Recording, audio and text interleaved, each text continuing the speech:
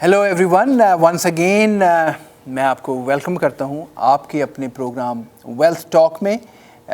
इस weekly programme को पेश करते हैं इंश्योर प्रो फाइनेंशियल सर्विसेज। हमारा नंबर है 9056075000। उम्मीद है आप सब खैरियत व आफ़ियत से होंगे जहां पे भी ये हमारा इस वीक की एपिसोड को देख रहे या सुन रहे हैं। कोशिश हमारी हमेशा की तरह ये होती है कि एक नया टॉपिक, एक यूज़फुल टॉपिक हम आपकी खिदमत में पेश करें। आपके ये 20-25 मिनट जो हैं ये एक यूज़फुल कॉन्वर्सेशन हो, आपके लिए बेनिफिशियल हो, और साथ साथ एंड में एक छोटा सा ख्याल, एक अच्छी बात, हार्ट टू हार्ट कॉन्वर्सेशन वो भी शेयर करने की कोशिश होती है। Because it's I am so blessed through this medium मुझे अपॉर्चुनिटी मिलती है अपने बहुत सारे प्यारे दोस्तों बहन भाइयों को तक पहुंचने की, और बहुत सारे लोग मुझे जानते हैं जो नहीं जानते अभी।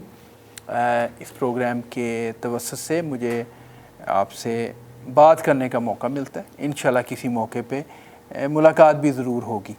आज का टॉपिक मैं ये कहूँगा कि पिछले प्रोग्राम का ही तसलसल है।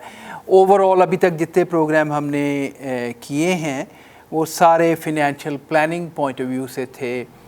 लास्ट प्रोग्राम में जिन दोस्तों ने देखा या सुना, मैं ये पॉइंट उसमें मैंने इस्टेब्लिश किया कि अच्छा फिनेंशियल प्लानर आपके फ़ंड्स को, आपकी इन्वेस्टमेंट्स को बहुत अच्छी तरह इम्प्रूव कर सकता है। और मैंने as a to establish my point मैंने आपको बताया कि एक छोटी सी इम्प्रूवमेंट जो कि मैंने कैलकुलेट की थी लास्ट एपिसोड में कि सिर्फ 1.65% बेटर रिज़ल्ट अगर आ जाए तो आपका रिटायरमेंट की तरफ जो फ़ंड है उसमें ज़मीन आसमान का फ़र्क पड़ जाता है।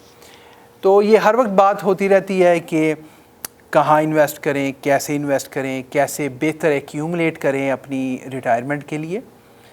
तो आज मैंने सोचा उसी सिलसिले को आगे बढ़ाते हैं रिटायरमेंट के हवाले से और इन्वेस्टमेंट और पोर्टफोलियो के हवाले से और बात करते हैं, क्योंकि it's a very vast subject. तो आज मैं इस टॉपिक को कहूँगा कि I have noted down here, जो कि मैंने अपनी प्रैक्टिस में देखा और अक्सर देखने में आ रही हैं मिस्टेक्स जो कि लोग अक्सर करते हैं, जिसकी वजह से उनका पोर्टफोलियो इससे बेहतर परफॉर्म कर सकता है। वो अपने रिटायरमेंट की तरफ ज़्यादा पैसे इकट्ठे कर सकते हैं, मगर ऐसा होता नहीं है। तो let's go through this long list. Hopefully जो है मैं इसे कवर कर पाऊँगा। अगर ना हुआ तो मे बी नेक्स्ट प्रोग्राम में भी इसे मैं कवर करूँ। Let's see what happens. तो मेरे पास यहाँ पे एक लिस्ट है मैंने बनाई मुख्तलिफ़ मिस्टेक्स जो कि वो लोग जो रिटायर हो चुके हैं वो कर रहे हैं, या वो जो इस वक्त प्लानिंग टूवर्ड्स रिटायरमेंट और उनके पास RRSPs हैं, TFS से हैं, अदर इन्वेस्टमेंट्स उन लोगों ने कर रखी हैं। और मेरा ख़्याल है इस प्रोग्राम को सुनने की वजह से वो फिर से सोचेंगे, और अगर इनमें से कोई मिस्टेक वो कर रहे हैं तो they will try to avoid it. These are very commonly seen sort of mistakes जो कि अक्सर हम लोग देखते हैं। अब मैं अगर पहली बात करूं तो मैं उससे ये कह सकता हूं कि बैटिंग ऑन वन हॉर्स आप को एक अच्छे फ़ंड पे, या ये है कि किसी ने आपको अच्छा टिप दिया और आपने अपना सारा उसी पे इन्वेस्ट किया हुआ है। बाज़ का इसमें इमोशंस शामिल हो जाते हैं। उसकी परफेक्ट एग्जांपल जो कि मैं बड़ा कॉमनली देखता हूँ वो ये है कि लोग जॉब पे हैं, 20-25 साल काम किया, और वो जो फ़ंड है वो आपका एम्प्लॉयर मैनेज कर रहा है। अभी तक वो अच्छा परफॉर्म कर रहा था, कुछ आपके इमोशंस उस कंपनी के साथ वाबस्ता हैं कि जी हमने बड़ी मेहनत की, इस कंपनी को बनाया, और कंपनी तो छोड़ दी है मगर हमारे फ़ंड यहीं पे रहने चाहिए। ये मैं बहुत ज़्यादा सुनता हूँ, मैं कदर करता हूँ जज्बात की, लेकिन मेरे भाई investing and emotions are two different things. आप इमोशंस को थोड़ा सा साइड पे रखें और रिज़ल्ट पे फोकस करें। तो ये हार्ड क्वेश्चन आप सबको अपने आप से करना है कि आया मैं रिटायर हो गया हूँ, मेरा सब कुछ जो है वो एम्प्लॉयर के पास है, पहले भी था, तो should I leave it with them और should I explore better opportunities. और पिछले प्रोग्राम में जैसे मैंने कहा, थोड़ा सा अगर बेहतर कर दिया जाए तो रिज़ल्ट किधर का किधर चला जाता है। उसके लिए आप मुझसे कांटेक्ट कर सकते हैं या अपने फिनेंशियल प्लानर से बात कीजिए। मुझे कांटेक्ट करने की सूरत में 9056075000 मेरा नंबर है। तो इमोशंस को साइड पे, लॉयल्टीज़ थोड़ी सी साइड पे, और देखना ये है कि परफॉर्मेंस हो कैसी रही है। एक चीज़ अगली जो बड़ी मिस्टेक कॉमन है, जो कि मिस्टेक नहीं है लेकिन उसको ओवरकिल्ड किया हुआ है, वो ये है कि वेरी कंजर्वेटिव। ओ जी अब हम रिटायर हो गए हैं, पूरा इंटरनेट भरा पड़ा है, जिस भी फिनेंशियल प्लानर से बैठ के बात करें वो भी ये कहता है, मैं भी यही कहूँगा कि हाँ जी एक एज के बाद आपने संभल के चलना है, बिकॉज़ आपके पास रिकवरी के लिए टाइम कम है। मेरा कहने से मुराद ये है कि एक 25-30 साल का बंदा है जो कि स्टार्ट कर रहा है, और एक 65 प्लस का है जो रिटायर हो चुका है, या 60s में है या 50s में है, planning towards retirement. Yes you need to be conservative, लेकिन very conservative versus a bit conservative, risk and reward, इसको कंपेयर कीजिए। बिकॉज़ आप अब बहुत कंजर्वेटिव हो गए हैं और आपका पोर्टफोलियो 1-2-3% पे है और इन्फ्लेशन रेट भी यही चल रहा है, तो that means your money is making nothing for you. इस चीज़ का अपने फिनेंशियल प्लानर से डिस्कस कीजिए या मुझसे पता कीजिए।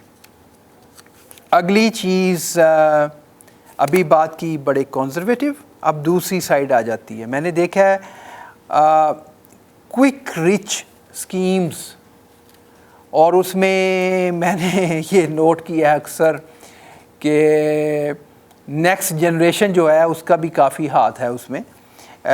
अब्बा ने मेहनत की, अम्मा और अब्बा ने, और एक फ़ंड कुछ खड़ा किया है, उसमें एक है, अब उनको कभी बिटकॉइन नज़र आ रहे हैं, कभी कोई और चीज़ आ रही है, वो तो जी फ़लान उसमें तो इतने पैसे बनते हैं। थोड़ा सा उससे एहतियात करना ज़रूरी है, क्योंकि नीम हकीम ख़तरा जान। चाचा इंटरनेट से, गूगल से आपको कितनी इन्फॉर्मेशन मिलेगी, ज़रूरी नहीं है कि हर चीज़ आप पे एप्लीकेबल हो। एक और चीज़ इसी में हो जाती है क्विक रिच स्कीम में, जो कि फिनेंशियल इंडस्ट्री की हिस्ट्री में एक पॉन्जी स्कीम थी। वो भी यही कि किस तरह लोगों को बड़े बड़े रिटर्न दिखाए जा रहे हैं, उससे बचें। वो एक बर्नी मैडॉफ, आप इसे गूगल करेंगे तो वो सारी निकल आएगी। तो आपने वेरी कंजर्वेटिव भी नहीं रहना, लेकिन एग्रेसिव भी नहीं होना, और ये डिस्कशन आपकी आपके फिनेंशियल प्लानर से होनी है, और उससे you will have a fine balance without losing a good opportunity to make money. ये बेसिक मैसेज है। अच्छा जी, उसके बाद paying excessive fee is a good one. देखना ये है कि क्या कौन सी फ़ीस ठीक है। मैंने पिछले प्रोग्राम में ही ये बात वाज़े की थी कि मिसाल के तौर पे, और आज नई एग्ज़ाम्पल आपको देता हूँ कि फॉर एग्ज़ाम्पल आपने अभी तक 500,000 एक्यूमुलेट कर लिए अपने RRSP में और रिटायरमेंट प्लान्स जो भी आपके चल रहे हैं, और अभी आपने क्या किया, अब आपने उसको इन्वेस्ट किया फॉर 20 ईयर्स फॉर एग्ज़ाम्पल, और 10% रिटर्न आ रहा है। तो अगर ये रिटर्न की जो, ये इन्वेस्टमेंट की जो फ़ी है वो 1.5% है, तो आपका रिटर्न जो बनेगा इस 5 लाख के ऊपर, 500,000 के ऊपर, वो 248,000 एंड चेंज से 240,000 आपका रिटर्न होगा 20 साल में एट द रेट ऑफ 10%, जबकि आप फ़ी दी आपने 1.5%। अभी आपने फ़ी बढ़ा दी किसी और यही रिटर्न आ रहा है। मान लीजिए आपकी फ़ी जो है 1.5 से बढ़ के 2.5 हो जाती है, तो जनाब आपका कोई 42 से $45,000 आपको कम मिलेंगे। अच्छा, जब ये मैं बात करता हूँ फ़ी कम या ज़्यादा की, ये भी एक पैरामीटर है। अभी देखना ये है कि अगर आपने सिर्फ इसी बेस पे सोचा कि जनाब वो फ़लाना फ़ंड या फ़लानी बैंक या उस जगह पे मुझे तो 1.5% मिल रहा है। फजल भाई ने कहा था कि फ़ीस की तरफ ध्यान रखें, बिल्कुल कहा है, लेकिन देखना ये है कि 1.5% पे मान लीजिए वो आपको 2-3% रिटर्न दे रहा है, जबकि कोई दूसरा फ़ंड आधा पौना % ज़्यादा लेके चार्ज आपको 2-3-4% ज़्यादा रिटर्न दे। ये तो एक बात हो गई। दूसरा ये है कि आपने टेक्निकली स्ट्रक्चर को देखना है, पूछें कि ये कहाँ पे लगाया जा रहा है पैसा। बिकॉज़ बाज़ का ये होता है कि आपका फ़ंड है और आपका फ़ंड जो है चल रहा था, अचानक डेथ हो जाती है, फैमिली को प्रोबेट फ़ी में फंस जाता है, प्रोबेट फ़ी देनी पड़ती है। वो कितनी है? 1.5%। तो मान लीजिए आपने अप फ्रंट 1% कम दिया, मगर बैक एंड पे आपको 1.5% ज़्यादा देना पड़ गया, प्लस फैमिली को वेट करना पड़ा, which could be very stressful. तो ये फ़ाइन बैलेंस हैं। आधी इंफॉर्मेशन ऑलवेज़ डेंजरस। इसलिए आप अपने फिनेंशियल प्लानर के साथ बैठें, हमारे साथ बैठें, डिस्कस कीजिए। We will give you all the pros and cons, and this is the purpose of this talk show, to educate my community. आप अपने बहन भाइयों को, हमें जो भी सुन रहे हैं या देख रहे हैं प्रोग्राम, पर्पज़ इस प्रोग्राम का यही कि आई कुड एजुकेट, ताकि जब आप अपने फिनेंशियल प्लानर के साथ बैठें तो आपके पास बेसिक इन्फॉर्मेशन हो। किसी प्रोग्राम में जो चीज़ें मैंने 28 साल में सीखी हैं, वो ज़ाहरी बात है कि इन 25-30 मिनट का प्रोग्राम वीकली टॉक शो में वो सिखाई नहीं जा सकती, लेकिन आइडिया ये है कि आपको बेसिक इन्फॉर्मेशन हो। मेरे प्रोग्राम्स देखिए, कोशिश होती है। और अगर आपको कोई ख़ास टॉपिक पे इंफॉर्मेशन चाहिए तो send me a message, text message और a email, and I will certainly do a program on that one. Stay tuned. Let's go on a break. I'll come back after a short break. Thanks.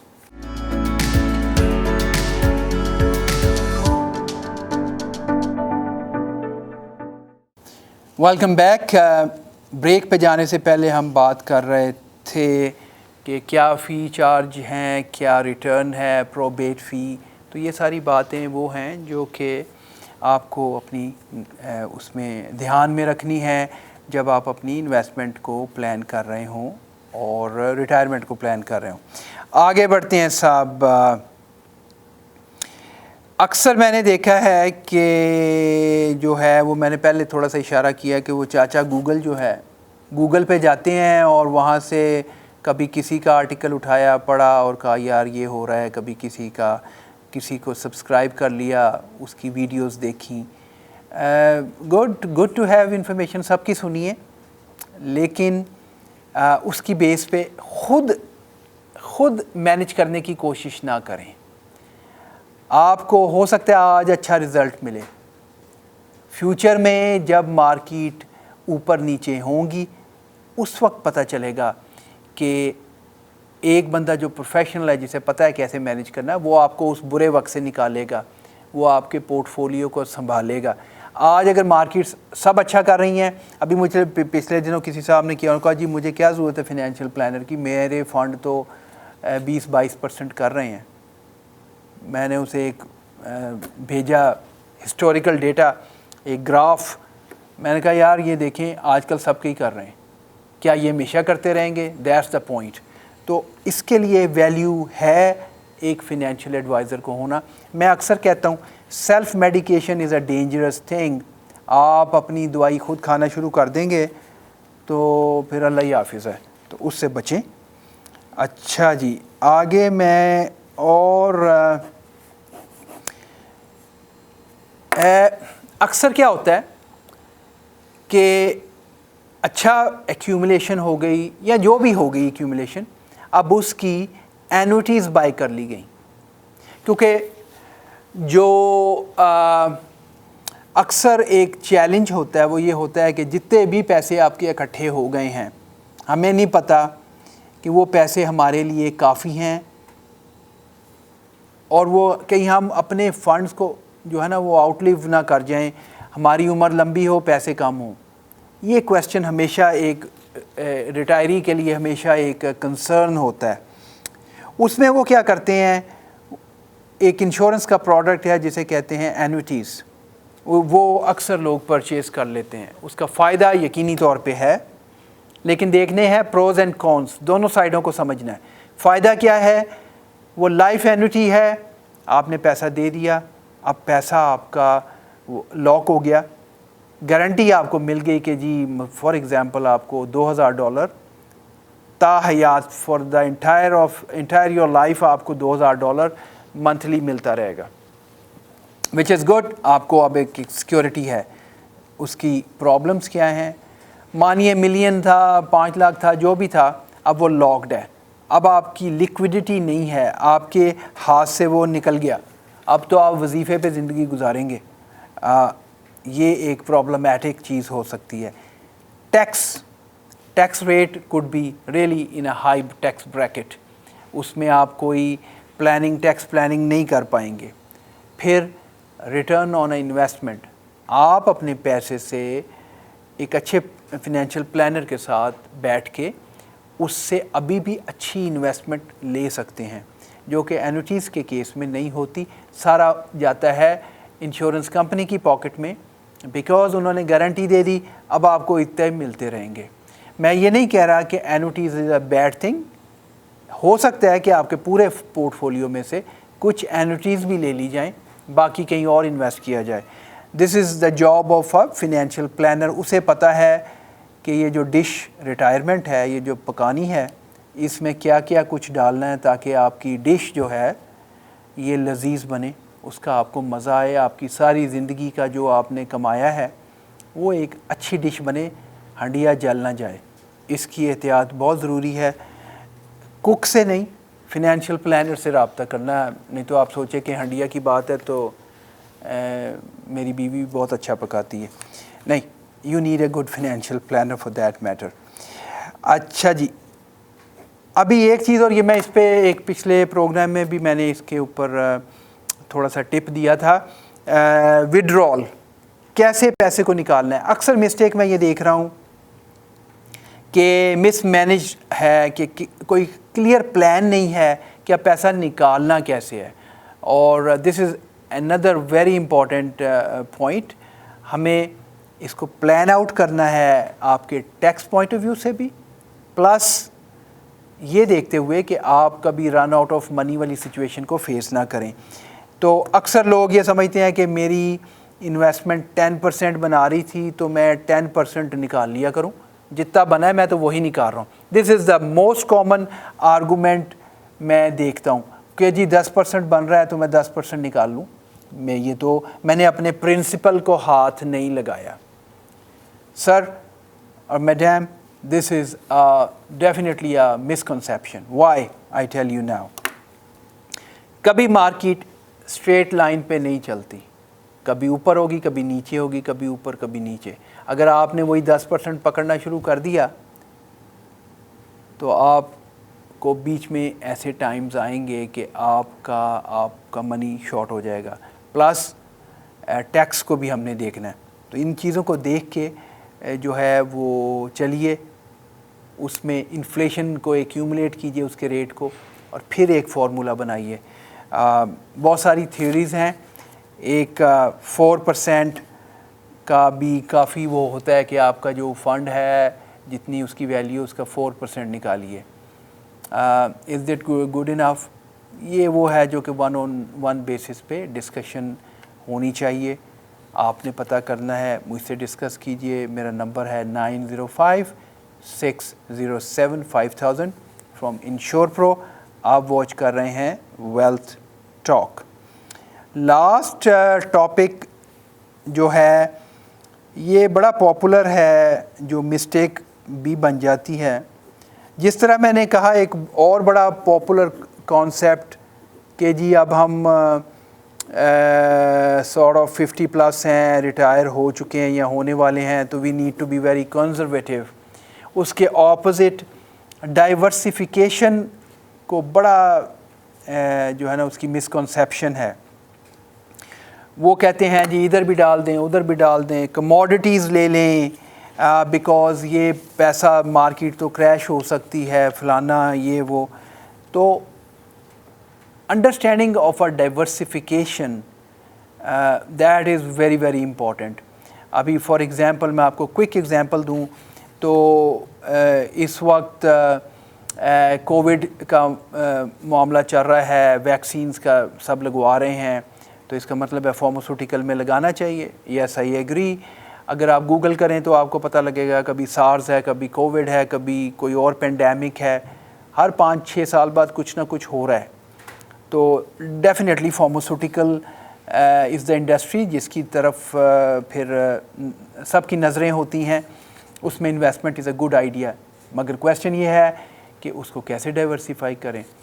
तो क्या मैं Pfizer में लगाऊं या कहाँ पे? तो एक डाइवर्सिफिकेशन ये है कि कुछ पैसा फार्मास्यूटिकल में, कुछ कहीं और, कुछ टेक्नोलॉजी में मुख्तलिफ। फिर विद इन द इंडस्ट्री भी आप फर्दर डाइवर्सिफाई करते हैं। उसमें क्या मैं सारे अपने जो पैसा, मान लीजिए $10 में से मैं $5 फार्मास्यूटिकल में लगा रहा हूँ, तो क्या सारा फाइज़र पे लगना है कि कहीं उसको भी फर्दर डाइवर्सिफाई किया जा सकता है? तो डाइवर्सिफिकेशन के अंदर फिर एक डाइवर्सिफिकेशन है जिसका फ़ायदा आपको मिलता है। ये चीज़ आपको आपका फिनेंशियल प्लानर बताएगा, उससे कांटेक्ट कीजिए। अक्सर लोग कमोडिटीज़ की बात करते हैं और जी commodity is a safe haven. Well I tell you this, मेरे पास ये एक स्टैट्स हैं इसमें, और अक्सर लोग रियल स्टेट की भी बात करते हैं।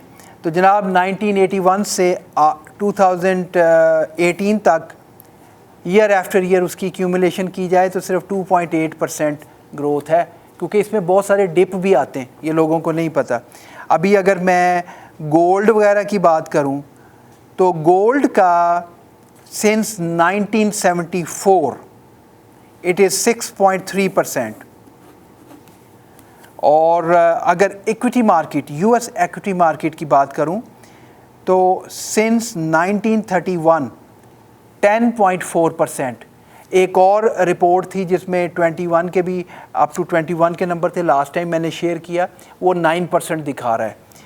तो ये सारी चीज़ें जो है ना, इसको देख के चलना है कि कहाँ इन्वेस्ट करना है, कैसे डाइवर्सिफाई करना है। आई होप ये चंद क्विक टिप्स आपको यूज़फुल लगे होंगे। कोई भी क्वेश्चन हो इन्वेस्टमेंट्स के हवाले से, इंश्योरेंस के हवाले से, टैक्स प्लानिंग ओवरऑल जो है वो गिव मी अ कॉल। मेरा नाम है फजल वदूद फ्रॉम इंश्योर प्रो। हर हफ्ते एक नए टॉपिक के साथ, और आखिर में एक ख्याल जो मैं बिल्कुल पिछली दफ़ा भी शायद मैं यही कह रहा था कि इस टीवी और इस टॉक शो के थ्रू मैं ऐसे महसूस करता हूँ कि मैं अपने बहन भाइयों के दरमियान में बैठा हुआ हूँ, और काम की बातें, और मेरे ख़्याल में एक बिज़नेस साइड है, एक स्पिरिचुअल और ह्यूमन साइड है, इमोशनल साइड है, दोनों का आपस में बड़ा गहरा ताल्लुक़ है। तो कोई दिल की बात भी थोड़ी सी होनी चाहिए। तो आज मैं सोच रहा था, तो मुझे एक मैं देख रहा था कहीं, तो वो उसने कहा, मुझे अच्छा लगा, मैं आपसे शेयर कर रहा हूँ। ये इस तरह है कि no one is in charge of your happiness except you. खुश रहना इज़ अ माइंडसेट, इसके इंचार्ज आप खुद हैं। बी हैप्पी, खुश रहिए। आज सुबह ऊपर वाले ने हमें उठा दिया और अपने अपने कामों में लगा दिया है, हमने अपने बीवी बच्चों का चेहरा देखा है, तो इसका मतलब है कि ये एक खूबसूरत दिन है। इसको खूबसूरत बनाना, अपनी ज़िंदगी को खुश हाल करना, उसमें खुश रहने का बड़ा ताल्लुक़ है, और इसका कोई और इंचार्ज नहीं, आप खुद हैं। बी हैप्पी, बी वेल, दुआओं में याद रखिए। अल्लाह आप सबकी हिफाजत फरमाए और नेक्स्ट एपिसोड में इंशाल्लाह किसी नए टॉपिक के साथ फिर हाज़िर होंगे। Till then take care.